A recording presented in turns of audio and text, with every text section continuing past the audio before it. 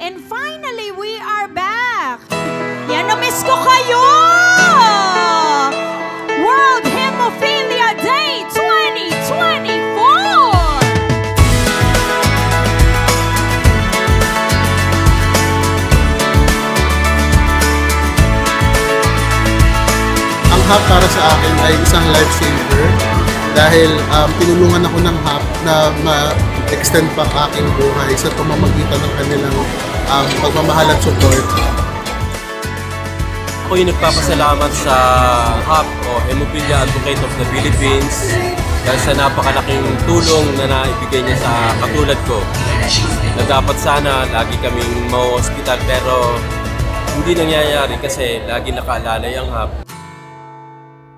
Sana maipahatid natin sa ating mga kapwa Pilipino na ito ay isang sakit na maaring magkaroon din sa kanilang pamilya. At para at least alam nila na may isang organisasyon na matatakbuhan sila para maintindihan nila, makaramay nila kung sakaling sila man ay may bleeding disorder or hemophilia.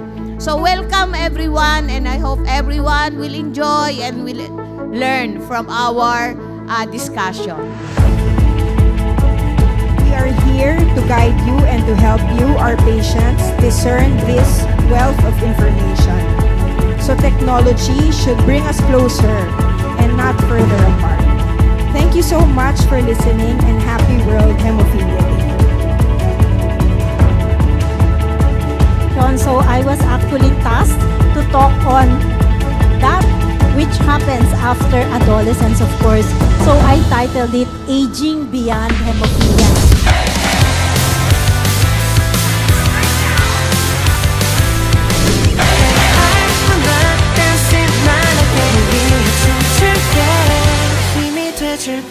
Happy World Hemophilia Day, everyone! Ang vision natin ay equal treatment for all.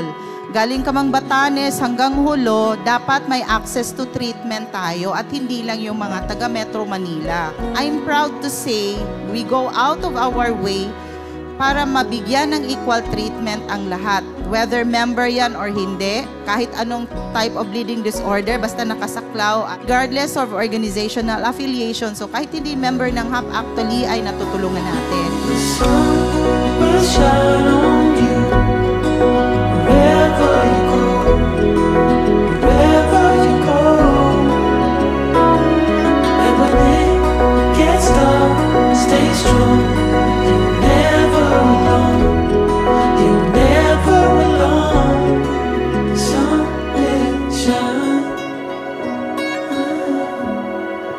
Sun